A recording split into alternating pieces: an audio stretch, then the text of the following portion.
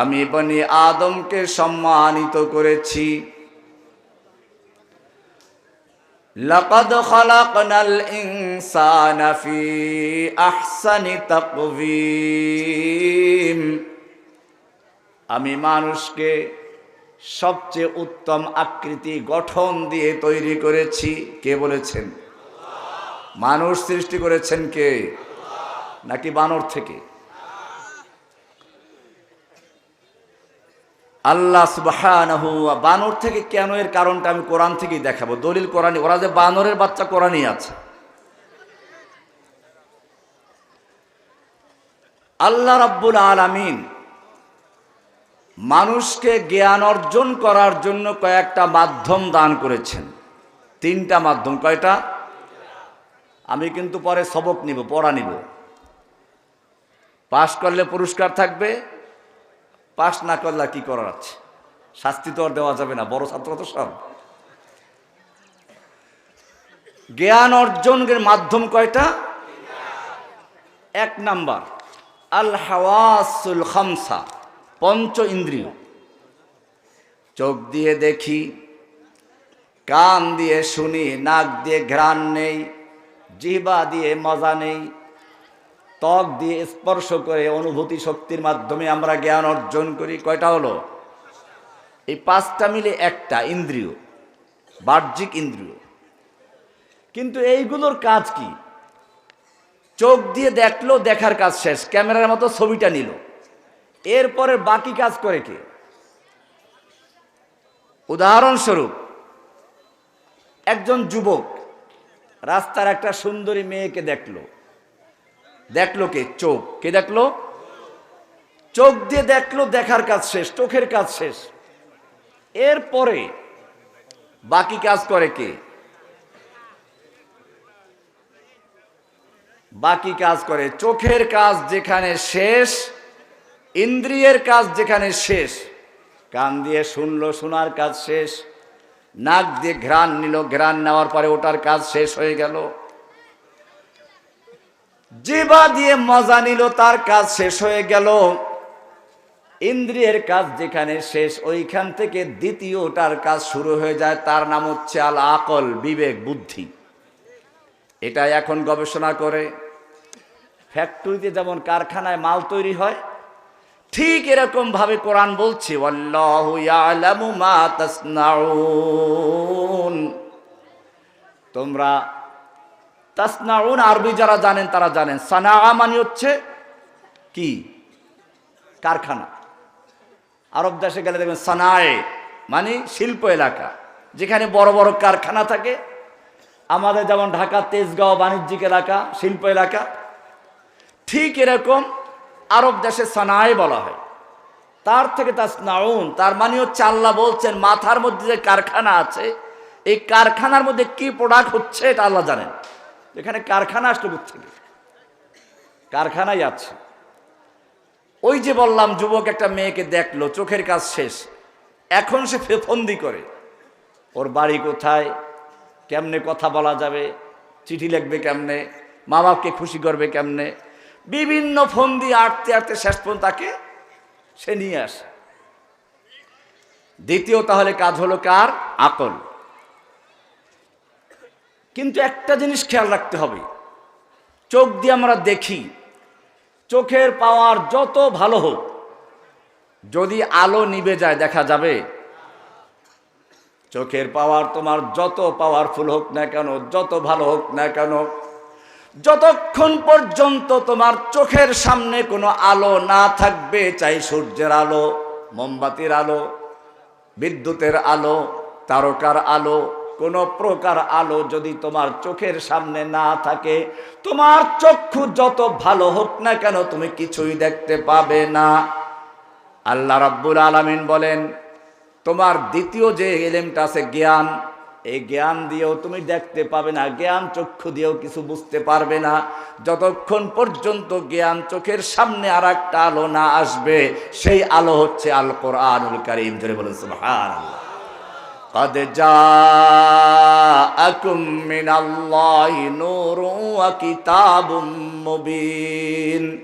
আল্লাহ রাব্বুল আলামিন বলেন, আল্লাহ আল্লাহর পক্ষ থেকে নূর এসেছে, নূর, আলো এসেছে, আলো।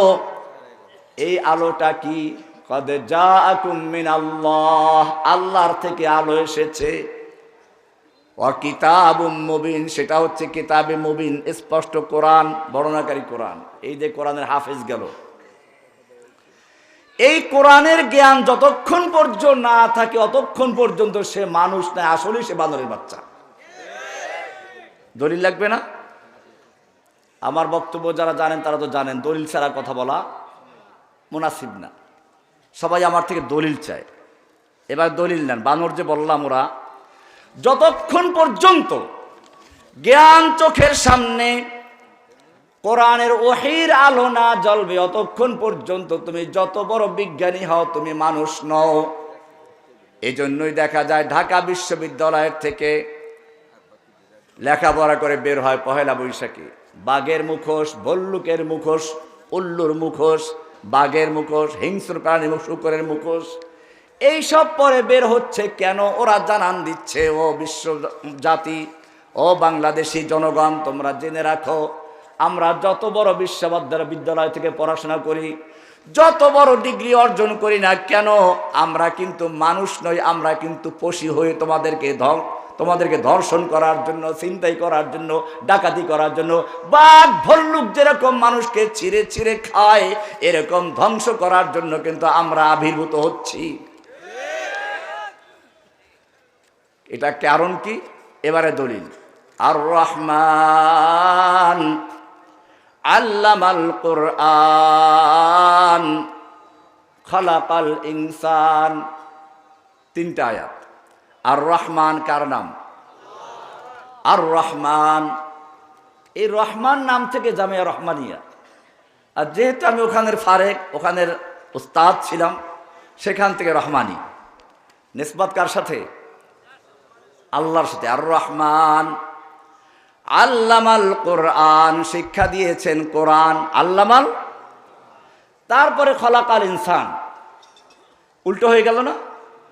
আপনারা কি দুনিয়াতে আসার আগে কোরআন শিক্ষা করে এসেছেন, না দুনিয়া আসার পরে কোরআন শিখেছেন? তাহলে হওয়া দরকার ছিল এরকম, আর রহমান খলাকাল ইনসান আল্লামাল কোরআন। রহমান সৃষ্টি করেছেন ইনসান, মানুষ, এরপরে কোরআন শিক্ষা দিয়েছেন।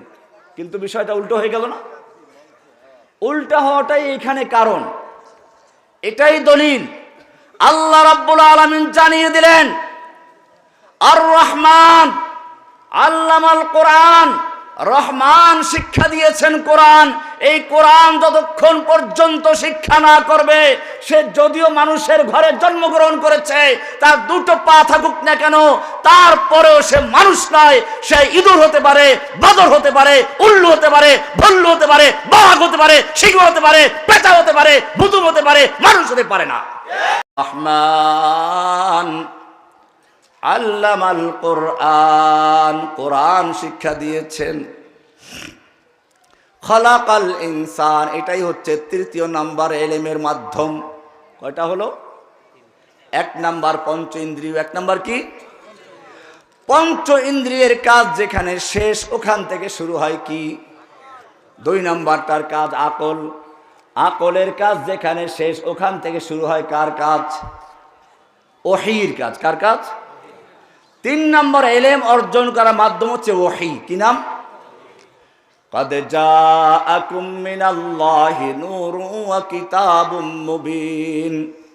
ইলমে ওহী যতক্ষণ পর্যন্ত তোমার জ্ঞান চোখের সামনে না জ্বলবে অতক্ষণ পর্যন্ত তুমি যত বিজ্ঞানী হও না কেন তুমি মানুষ নও, তুমি পশু। তুমি কি? কারণ বাঁচার জন্য যে জ্ঞানরা পশুরও আসে।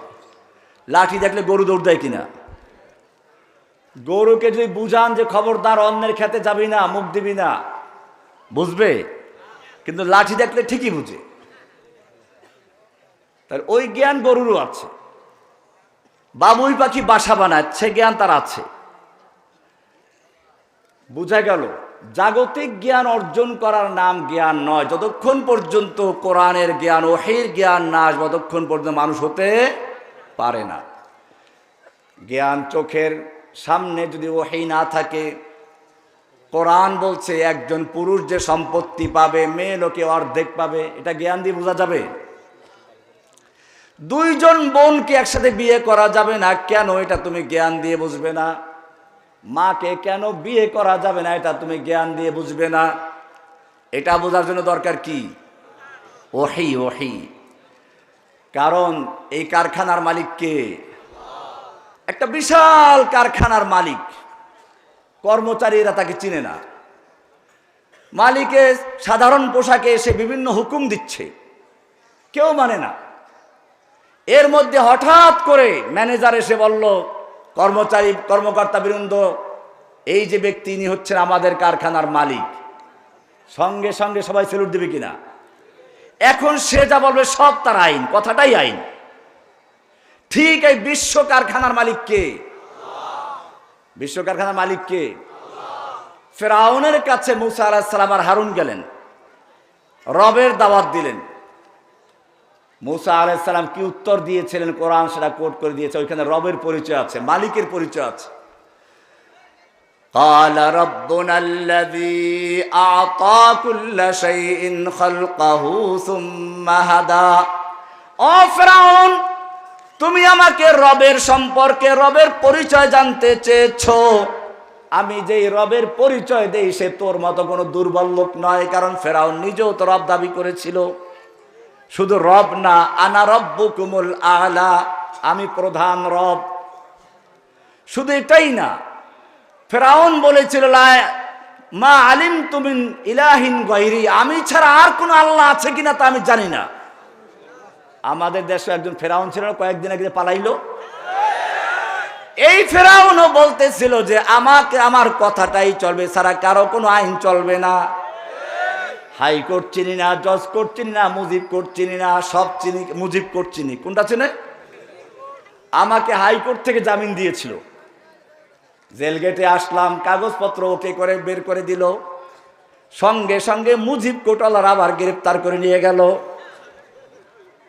হাইকোর্ট জামিন দিল, মুজিব কোর্ট জামিন দেয় নাই, যার কারণে আবার আটকে রাখলো। আল্লাহ রাব্বুল আলামিন আসমান থেকে দেখেছেন এই লোকটাকে গেট থেকে গ্রেফতার করে নিয়ে যাওয়া হলো, গুম করে রাখা হলো, প্রচার করা হচ্ছে বের হয়ে গেছে, কোথায় যেন পালিয়ে গেছে। আরো সে আজিমের মালিক দেখতে পাচ্ছিলেন, তিনি বললেন, ও জসিম তুমি পালায়ও নাই, ও পালাবে, একটু সবর করো, ধৈর্য ধারণ করো। বেশি দিন যেতে হয় নাই, 6 মাসের মাথায় দেখলাম জেলখানায় সবাই উল্লাস করছে। কারণ কি? হাসিনা পালিয়ে গেছে। মা আলিমতু মিন ইলাহিন গায়রি। ফেরাউন কি করতো জানেন? সূরা কসাসের শুরু থেকে পড়বেন, এখন বলতে গেলে অনেক লম্বা আলোচনা করা দরকার, আমি সেদিকে যাচ্ছি না। ফেরাউন দেশের মানুষকে বিভিন্ন দলে বিভক্ত করে রাখত। ওয়া জাআলা আহলাহা শিয়া। ফেরাউন তার দেশের লোকদেরকে বিভিন্ন দলে উপদলে বিভক্ত করে রাখত। ইস্তাদঈফু তাইফাতাম মিনহুম, একদল মানুষকে সে ক্ষমতাশালী করত, আর এক দলকে দুর্বল করে রাখত। এরা সন্ত্রাসী, এরা জঙ্গি, এরা রাজাকার। এইভাবে আলেমদেরকে যুগে যুগে তারা শাসকরা কষ্ট দিয়েছে।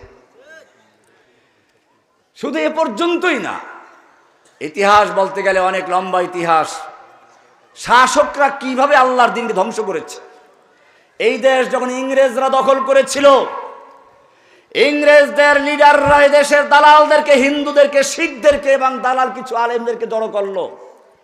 তাদের কাছে পরামর্শ চাইলো, আমরা ভারতবর্ষ দখল করেছি, বলো আমাদের শাসন ব্যবস্থা কি করে টিকবে, স্থায়ী হবে। এদেশের দালালরা বলল, দেখো এই ভারতবর্ষে তোমাদের ইংরেজদের শত্রু একমাত্র শুধুমাত্র মুসলমান। এই মুসলমান যদি থাকে ততক্ষণ পর্যন্ত ভারতবর্ষে তোমাদের ক্ষমতায় স্থির হতে পারে না। এবারে মুসলমানদের হত্যা করার পরিকল্পনা শুরু হলো। দিল্লির চাঁদনি চক থেকে খয়বর পর্যন্ত এমন কোন গাছ ছিল না যে গাছের প্রত্যেকটা ডালে ডালে এক একজন আলেমকে ফাঁসিতে ঝুলানো না হয়েছে। ওলামায়ে কেরামদেরকে ঘোড়ার শুকরের চামড়ার ভিতরে ঢুকিয়ে তারপরে ঘোড়ার পায়ের সঙ্গে বেঁধে দিয়ে দৌড়ানো হয়েছে। মাদ্রাসাগুলোকে বন্ধ করে দেওয়া হয়েছে, পুড়িয়ে দেওয়া হয়েছে। মসজিদগুলোকে ঘোড়ার আস্তাবল বানানো হয়েছিল। অনেক উলামায়ে কেরামদেরকে আন্দামান দ্বীপে নির্বাসনে দেওয়া হয়েছিল, নির্জন বাসে। আমাকে রেখেছিল নির্জন বাসে, কোনো লোকদেরকে মিলতে দেওয়া হয়নি আমার সাথে। নির্জন বাসে পাঠালো। এলমুসিগা যারা বলেন তারা দেখেছেন, ওই কিতাবের লেখক লিখেছেন বুরুদে হাকির দার আ জাজিরা আজ নয় রঙ্গে তাকদীর বুদাস্ত। ওটা উনি ওইখানে বসে লিখেছেন, ওই কিতাবটা, সেই কাহিনী লিখেছে। এভাবে ওলামায়ে কেরামদেরকে হত্যা করা হলো, মসজিদ ধ্বংস করা হলো, মাদ্রাসা বন্ধ করা হলো, নির্বাসনে দেওয়া হলো, বন্দী করা হলো। কোনো কিছুতে কাজ হচ্ছে না। ভারতবর্ষে ইংরেজ বিরোধী আন্দোলন আরো দাবানলের মতো জ্বলে উঠতে লাগলো। আমাদের এদেশের নব্য ইংরেজ লেডি ফেরাউন সেই কাজটাই করেছিল। প্রথমবারে এসে দেশের আলেমদের শিরোমণি, আমাদের মতো হাজারো আলেমদের উস্তাদ, বুখারী শরীফের যিনি সর্বপ্রথম বাংলায় অনুবাদ করেছেন, আল্লামা আজিজুল হক সাহেব রহমাতুল্লাহ আলাইহিকে গ্রেফতার করলো। মুফতি আমিনীকে গ্রেফতার করে জেলে ঢুকালো।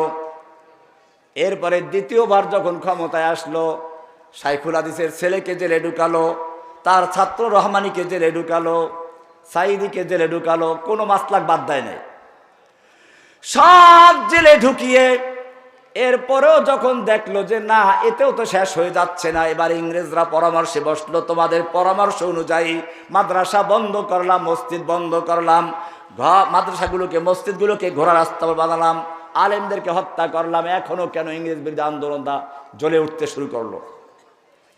এইবারে দালালরা বলল, দেখো তোমরা যে কোরআন পড়িয়েছো ওটা কাগজের কোরআন, তোমরা যে মাদ্রাসা জ্বালিয়ে দিয়েছো, ইট আর কাঠের মাদ্রাসা জ্বালিয়ে দিয়েছো, তোমরা যে মসজিদ বন্ধ করেছো এটা ইটের মসজিদ বন্ধ করে দিয়েছো।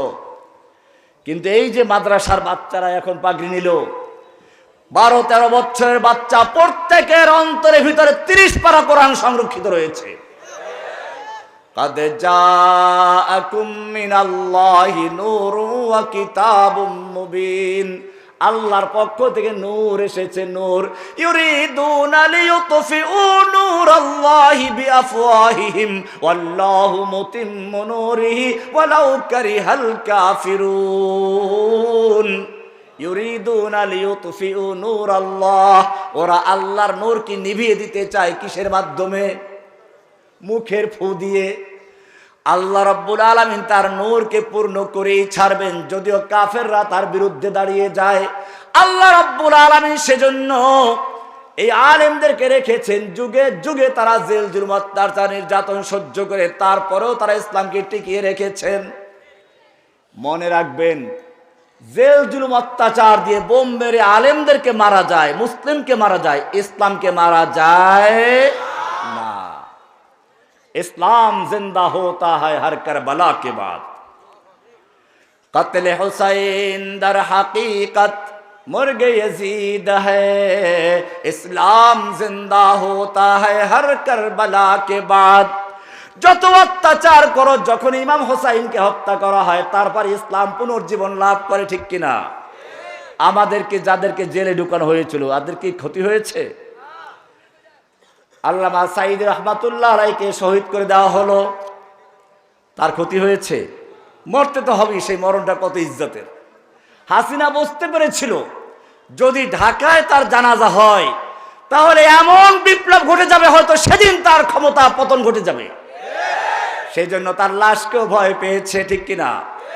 জীবিত সাঈদীকে যা ভয় পেয়েছে, মৃত্যু সাঈদীকে তার যে বেশি ভয় পেয়েছে।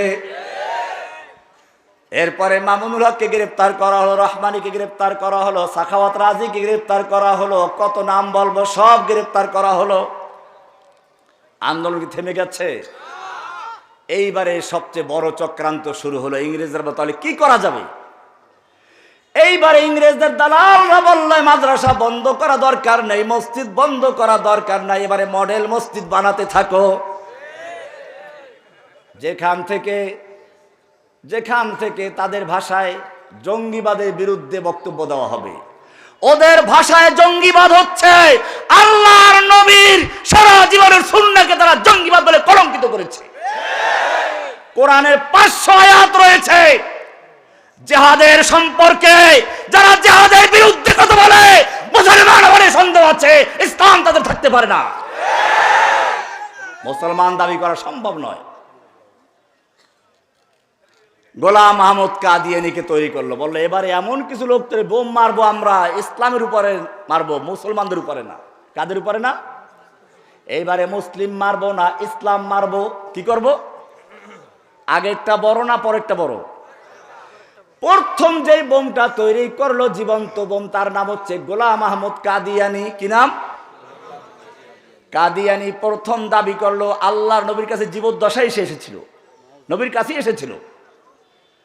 আল্লাহর নবীর কাছে সে একটা বিশাল দল নিয়ে আসলো, বলল দেখো আমাকে যদি আপনার পরে নবী বানান তাহলে আমি আপনার ধর্ম গ্রহণ করব।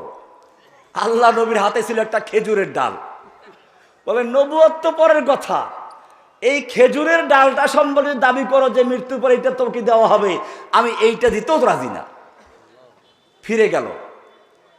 এরপরে সে ওখানে গিয়ে আরেকটা চিঠি লিখলো, ফাইন্নি মিন মুসাইলামাতা রাসূলিল্লাহি ইলা মুহাম্মাদির রাসূলিল্লাহ। আল্লাহর রসুল মুসাইলামার পক্ষ থেকে আল্লাহর রসুল মুহাম্মদের প্রতি। ব্যাপারটা বুঝতে পারছেন? অর্থাৎ নিজে আল্লাহর রসুল দাবি করলো, রাসূল সাল্লাল্লাহু আলাইহি ওয়াসাল্লামকে স্বীকৃতি দিল। এরপরে বলল ফাইন্নি উশরিকতু ফিল আমর, নবুয়তের ব্যাপারে আপনার সঙ্গে আমাকে অংশীদার করা হয়েছে। ফা নিসফুল আরদি লি ওয়া নিসফুল আরদি লিকুরাইশ, অর্ধেক পৃথিবীর নবী আমি, অর্ধেক পৃথিবীর নবী আপনি।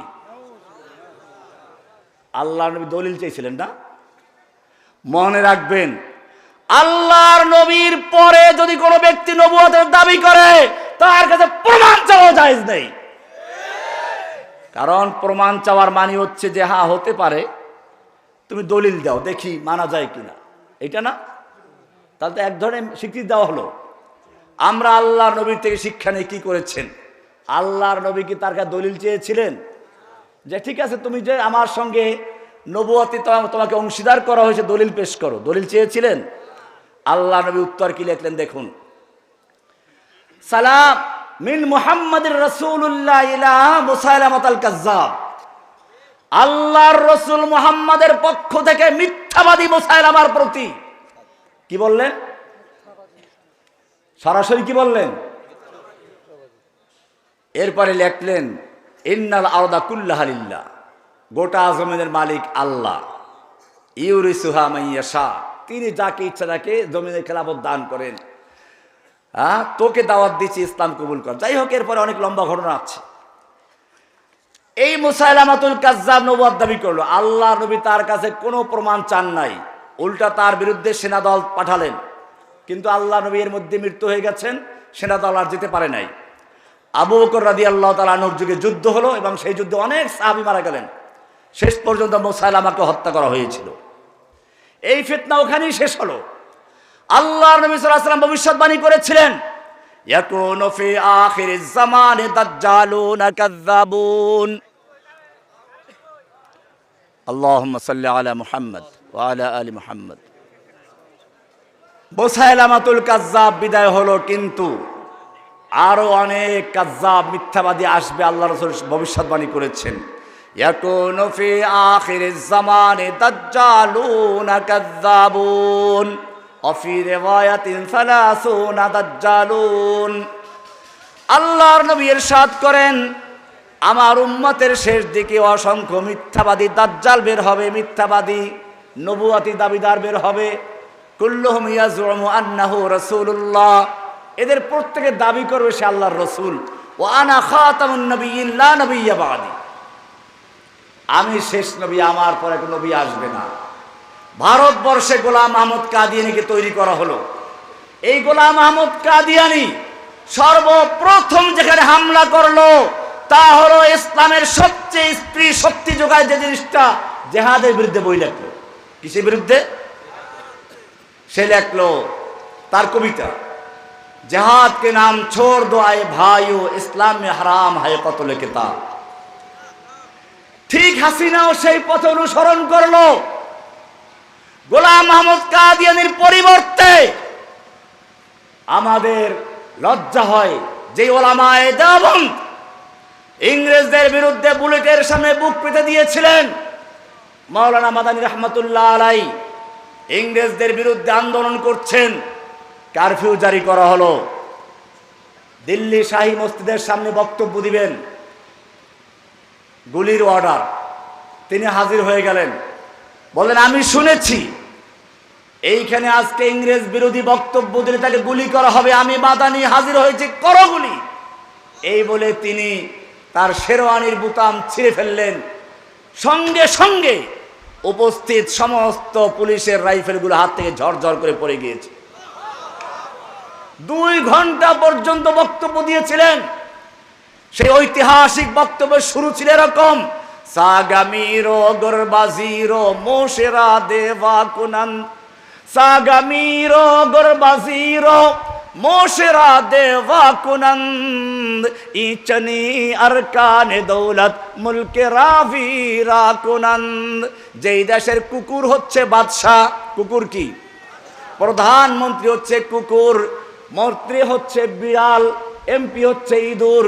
যেই সংসদে কুকুর, বিড়াল আর ইঁদুর থাকে সেই সংসদ মানুষের কল্যাণে আসতে পারে না। সেই সংসদ দেশের হাজার হাজার কোটি টাকা লুট করে 1 লক্ষ 2 লক্ষ নয়, 18 লক্ষ কোটি টাকা লুট করে এদেশ থেকে যেখান থেকে এসেছিল সেখানে পালিয়ে গেছে। সাগামিরো গরবাজিরো মোশেরা দেওয়া কুনন্দ, ইচনি আরকানে ও দৌলত মুলকে রাভিরা কুনন্দ। দীর্ঘ 2 ঘন্টা লেকচার দিলেন। আজকে সেই দেওবন্দের একজনই ছাত্র, অথচ এই দালাল সরকারের পক্ষে 1 লক্ষ মুফতির দস্তখত নিয়ে এসে একটা বই লেখলো। কিসের বিরুদ্ধে? ব্লগারদের বিরুদ্ধে না। এই জমিনে আল্লাহর নবীকে গালিগালাজ করা হয়েছিল, চরম গালিগালাজ করা হয়েছিল। আমি তার প্রতিবাদে বই লিখেছিলাম, বক্তব্য দিয়েছিলাম। যখন দেখলাম এই দেশের কিছু কুলাঙ্গার নাস্তিক বিদেশ যাওয়ার জন্য ভিসা পায় না, টাকা পয়সা নেই, এই ফকিরের বাচ্চাগুলো আল্লাহর নবীকে গালিগালাজ দেওয়াটাকে মাধ্যম গ্রহণ করলো বিদেশ যাওয়ার। আল্লাহর নবীর বিরুদ্ধে কিছু লেখলে সামাজিক যোগাযোগ মাধ্যমে লেখে, আর এরপরে আমাদের দেশের মুসলমানরা মিছিল করে। এটাই তোরা চায়। মিছিল করলে বড় বড় ছবিগুলো নিয়ে ওরা বিভিন্ন দূতাবাসে যায়, গিয়ে বলে আমরা বিজ্ঞান মনস্ক। ওদের বিজ্ঞান হচ্ছে আল্লাহর নবীকে গালি দেওয়া, বিজ্ঞান হচ্ছে রাসূলকে গালিগালাজ করা, কোরআনকে নিয়ে কটূক্তি করা।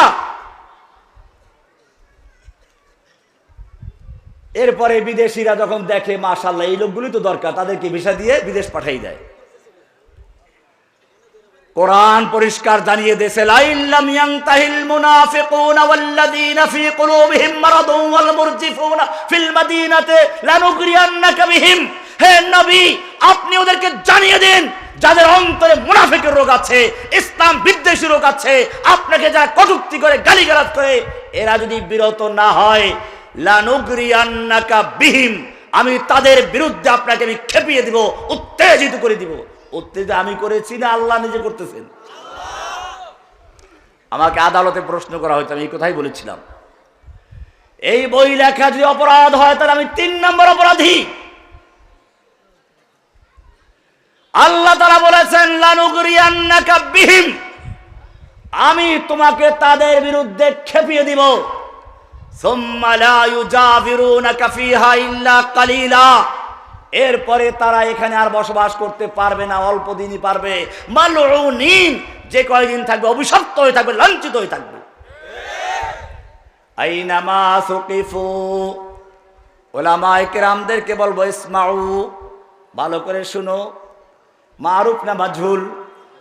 আইনামা সুকিফু, মারুফ না মাজহুল?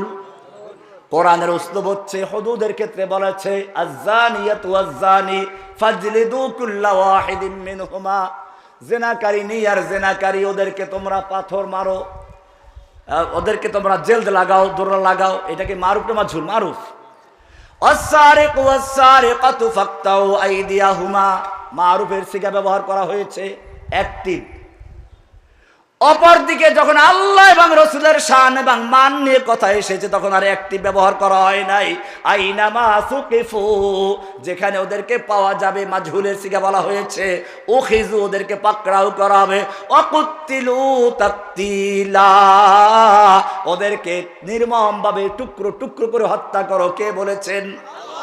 কুত্তিলু ভাবে তাফঈলের থেকে আসছে, এমনি কুত্তিলু তাকতিলার মাজদার ব্যবহার করে তাকিদ মাফউলে মুতলাক তাকিদ। কার কথা? মাজহুল কাকে বলে? এই ছাত্ররা যারা হিদায়াতুন নবর আছো না কেউ, মাজহুল কাকে বলে? মাজহুল বলে মা লাম ইউসাম্মা ফাইলুহু। ভালো করে শিখো, কাকে বলে?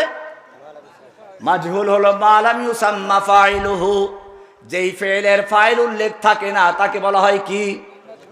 মাজহুল। কর্তা উল্লেখ থাকে না, প্যাসিভ।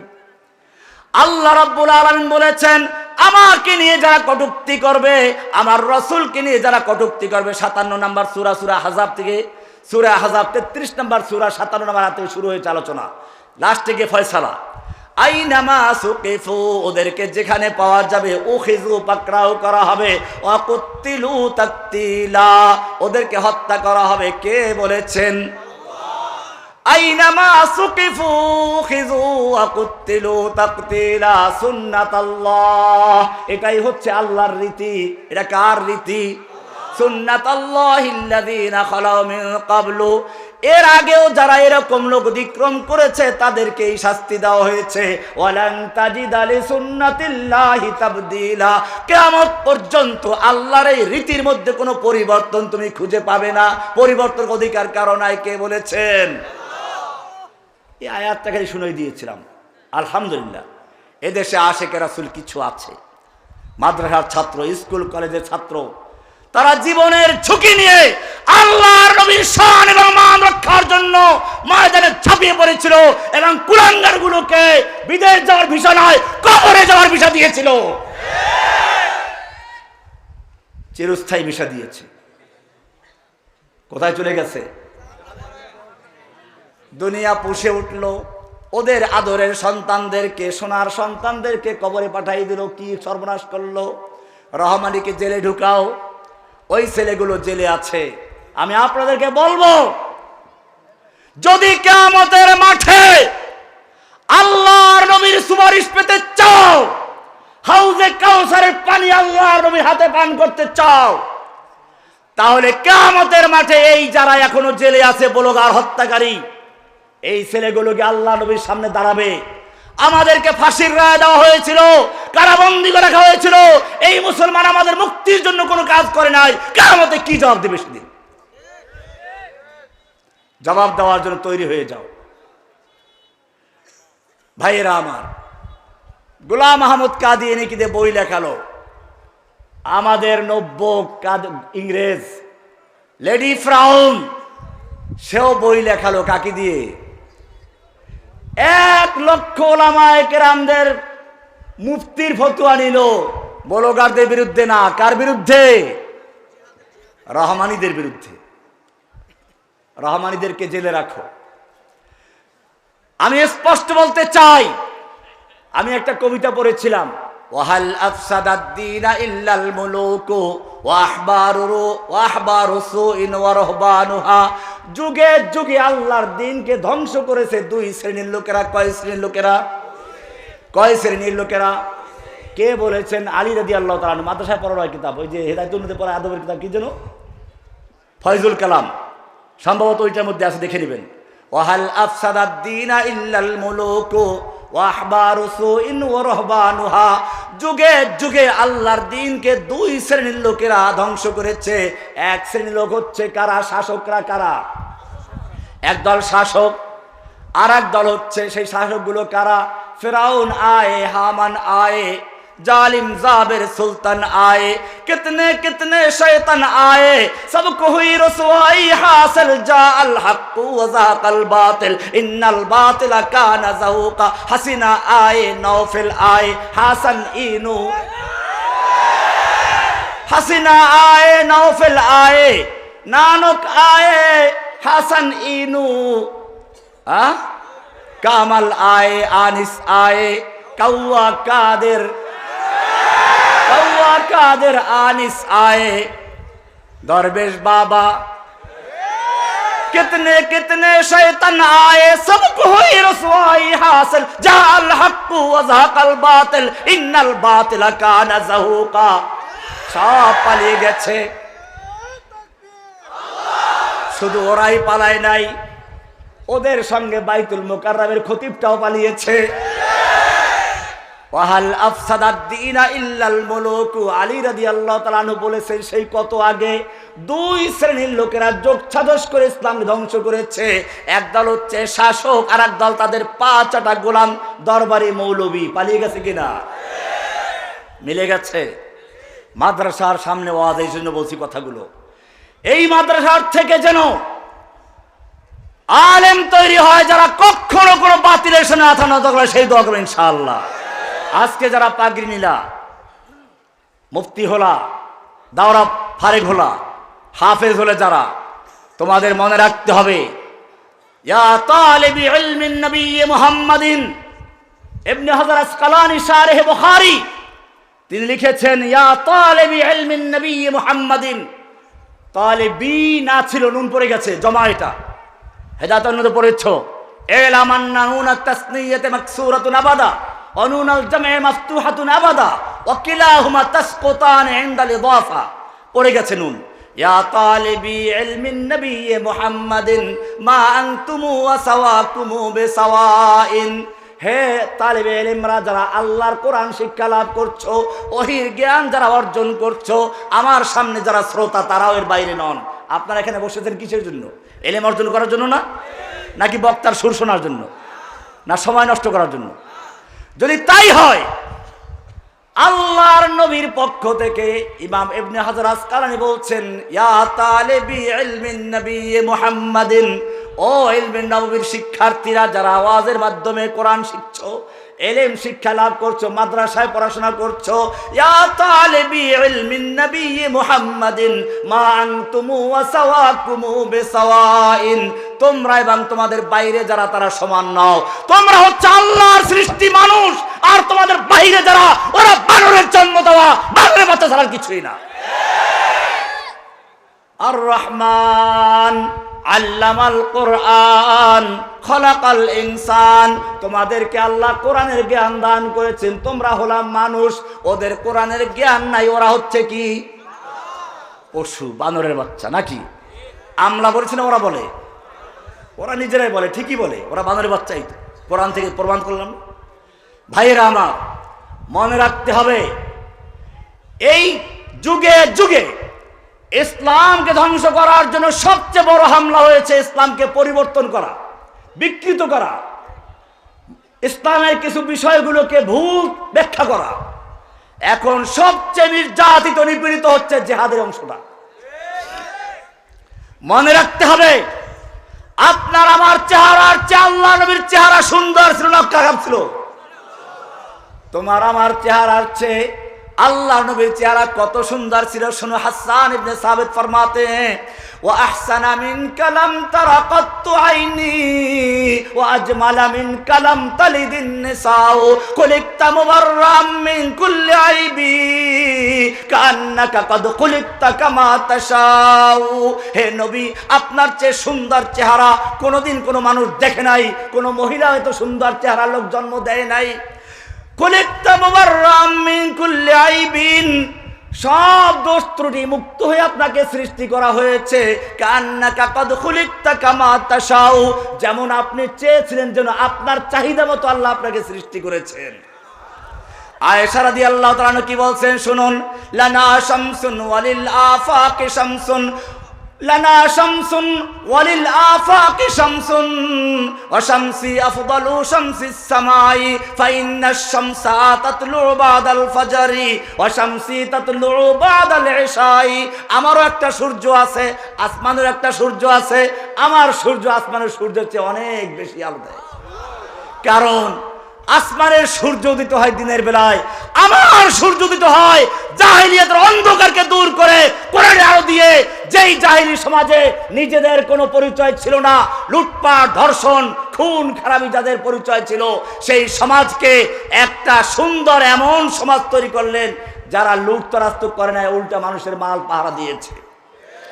दुर्फेशानी ने तेरी कतरों को दरिया कर दिया, दुर्फेशानी ने तेरी कतरों को दरिया कर दिया, दिल को रोशन कर दिया, आंखों को बीना कर दिया, खुद न थे जो राह पर औरों के हादी बन गए, क्या नजर थी जिसने मुर्दों को मसीहा कर दिया। যাদের নিজের কোনো পথের দিশা ছিল না, সেই লোকগুলোকে কোরআনের আলো দিয়ে এমন মানুষ তৈরি করলেন তারা শুধু দিশাই পায় নাই, অন্যদের জন্য দিশারি হয়ে গেছে। কেমনে হয়েছিল? উলাইকা হিজবুল্লাহ, আল্লাহ তাদের খুশি হয়ে উপাধি দিয়েছেন হিজবুল্লাহ। কি দিয়েছেন? কোনো দল না, আবার এখন তো হিজবুল্লাহ দল হয়ে গেছে। সাহাবায়ে কেরামদের মতো আমাদের হতে হবে। আল্লাহর নবীর চেহারা আমাদের চেয়ে সুন্দর ছিল, তাকওয়ার দিক থেকে, ইবাদতের দিক থেকে। আল্লাহর নবী রাস্তা দিয়ে চলছেন, আল্লাহ তাআলার কষ্ট সহ্য হয় না, মেঘ এসে ছায়া দিচ্ছে। রাতের বেলায় তাহাজ্জুদ পড়ছেন, পা ফুলে যাচ্ছে, আসমান থেকে ওহী নাযিল হয়ে যাচ্ছে, ইয়া আইয়ুহাল মুযাম্মিল কুমিল লাইলা ইল্লা কালিলা নিসফাহু আবিল কুস মিনহু কালিলা। ও মুযাম্মিল, তুমি রাত্রে সারা রাত ইবাদত করতেছো, ভালো কথা, তুমি যেমন সারা রাত ইবাদত করলে খুশি, আমি আল্লাহ তোমাকে কিছুক্ষণ ঘুমন্ত দেখলেও খুশি হয়ে যাই। নিসফাহু আবিল কুস মিনহু কালিলা আও জিদ আলাইহি, রাতের অর্ধেক রাত্র জাগরণ করো, বা তার চেয়ে একটু কম বা তার চেয়ে বেশি। ইন্না লাকা ফিন নাহারি সাবহান তাবিলা, দিনের বেলায় তোমাকে দীর্ঘ সাঁতার কাটতে হবে। সাঁতার কি মরুভূমিতে সাঁতার কাটার ব্যবস্থা আছে নাকি? এই সাঁতার হচ্ছে, যুবকদেরকে বলবো, ইন্না লাকা ফিন নাহারি সাবহান তাবিলা, সাঁতার কাটতে গেলে নদীতে পড়ে একসাথে পাও চালাতে হয়, হাত চালাতে হয়, বডি ছেড়ে দেওয়া যাবে না, তার ডুবে মারা যাবে। ঠিক তেমনি ভাবে যারা তাওহীদের দাওয়াত দিচ্ছ, নবীওয়ালা কাজ করছো, তোমাদেরকে মনে রাখতে হবে হাত পা ছেড়ে দেওয়া চলবে না। যত বাধা আসুক, যত বিপদ আসুক, সবগুলোকে মোকাবেলা করে তুম দিয়ে বাদ মুখালিফ সে ঘবরা আয়ো কওম ये तो चलती है तुझे ऊंचा उड़ाने के लिए, সকল বাধা বিপত্তি মোকাবেলা করে বাস পাখি যেরকম ভাবে ঝড় হওয়ার মোকাবেলা করে আর ঊর্ধ্বকাশে চলতে থাকে, ঠিক তোমাকে সেভাবেই চলতে হবে। আল্লাহর নবী কোরআন মুখস্থ করার জন্য দ্রুত ঠোঁট নাড়াচাড়া করছেন। ওস্তাদ যদি একটু করা হয়, পড়াটা গুরুত্বপূর্ণ হয়, ছাত্র কি করে? ওস্তাদের সঙ্গে সঙ্গে ঠোঁট নাড়ায় পড়ে, তাই না? আল্লাহর নবী জিব্রাইলের সঙ্গে ঠোঁট নাড়াচাড়া করে পড়ছেন, কষ্ট করে করে মুখস্থ করছেন। আল্লাহ বলেন, খবরদার কষ্ট করা দরকার নাই। লা তুহাররিক বিহি লিসানাকা লিতাজালা বিহি ইন্না আলাইনা জামাহু ওয়া কুরআনা। ও নবী, কোরআনকে দ্রুত মুখস্থ করার জন্য ঠোঁট নাড়াচাড়া করার কোনো প্রয়োজন নেই। ইন্না আলাইনা জামাহু ওয়া কুরআনা, গোটা কোরআনকে নূর বানিয়ে আপনার সিনায় জমা করে দেওয়ার দায়িত্ব আমি আল্লাহ নিজে গ্রহণ করেছে। এত মায়া, নবীর সামনে কেউ কথা বললে ওহী নাযিল হয়ে যায়। ইয়া আইয়ুহাল্লাযীনা আমানু লা তারফাউ আসওয়াতাকুম ফাওকা সাওতিন নবী ওয়া লা তাজহারু লা, খবরদার নবীর আওয়াজের চেয়ে জোরে আওয়াজে কথা বলো না। এমনটা যদি করো তোমাদের জীবনের সমস্ত আমল বরবাদ হয়ে যাবে, টেরও পাইবা না। কে বলছেন? এত মায়া যেই নবীর সঙ্গে, সেই নবীকে যখন তায়েফে মারা হচ্ছিল আল্লাহ তাআলা দেখতে পাচ্ছিলেন কিনা? কয়েকদিন আগে আপনারা দেখেছেন হয়তো, আমি তায়েফের ময়দানে গিয়ে বক্তব্য দিয়েছি। পাহাড়ে উঠে একটা গাছ আছে, গাছটাকে ঘোড়া বানাইলাম, দেখেন নাই? কেউ দেখেছেন? না দেখলে দেখবেন। সেই তায়েফের মাঠের পাহাড়ের উপরে উঠে সেখানে একটা গাছ পেয়েছি, গাছের উপরে বসে ওটাকে ঘোড়া বানিয়ে বক্তব্য দিয়েছি।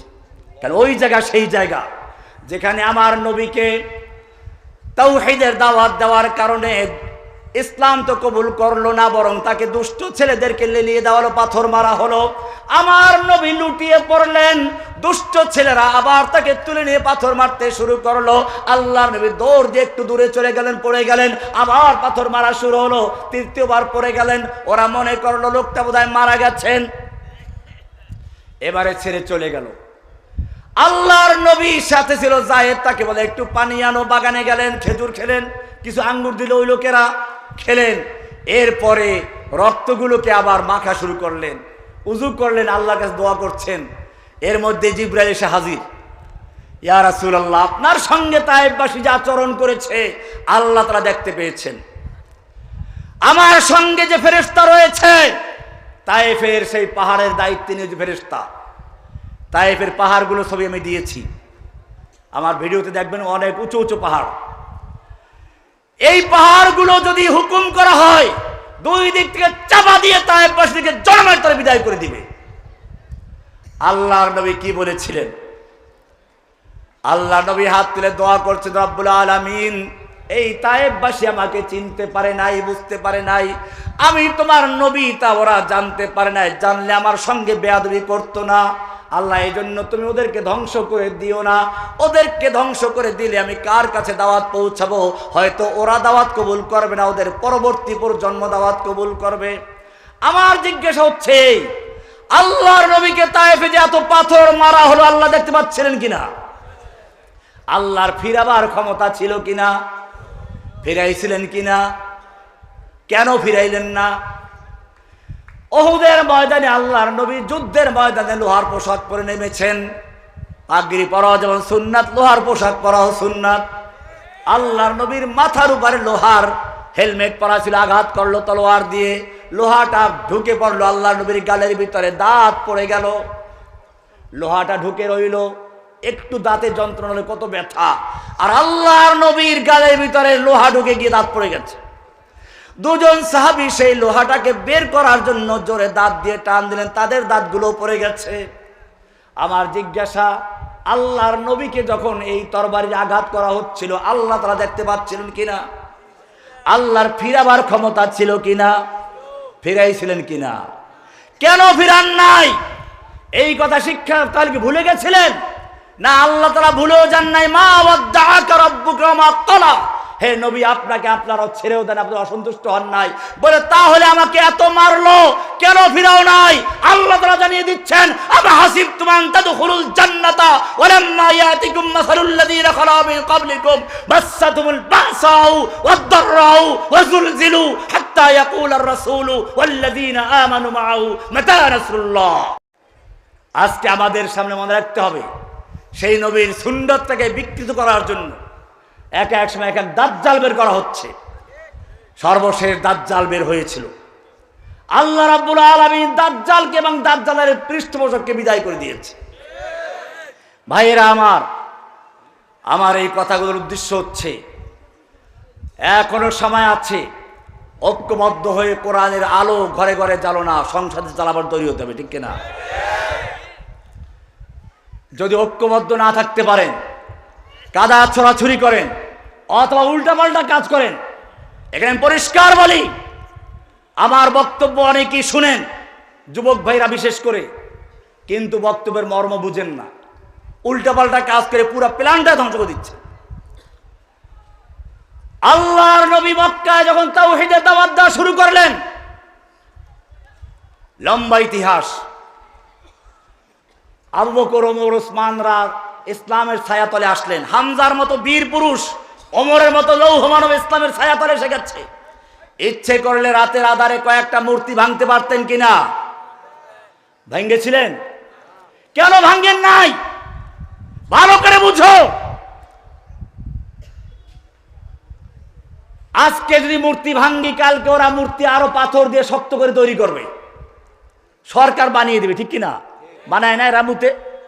কি একটা পুরাতন মন্দির ভেঙে দিয়েছে, এখন পাথর দিয়ে এমন সুন্দর তৈরি করে দিয়েছে, এখন পর্যটন কেন্দ্র হয়ে গেছে। আল্লাহর নবী এইটা বলেন নাই, মক্কায় তিনি কোনো মূর্তি ভাঙেন নাই। কারণ এখন যদি মূর্তি আমি ভেঙে দেই, ওরা কালকে চেয়ে শক্তিশালী মূর্তি তৈরি করবে।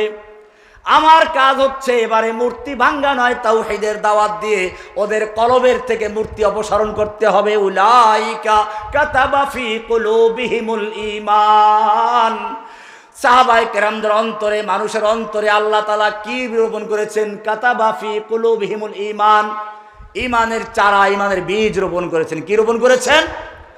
একজন কৃষক জমিনে চাষ দিয়ে লা ইলাহা ইল্লাল্লাহ, নেই কোনো মাবুদ, আগাছা পরগাছা খাজা বাবা গাজা বাবা ল্যাংটা বাবা সব উৎখাত করে ইল্লাল্লাহ পরিষ্কার করে ক্ষেত তৈরি করেছেন, সব উৎখাত করে এরপরে কি করেছেন? আল্লাহকে বসিয়েছেন। ব্যাপারটা বুঝে আসছে?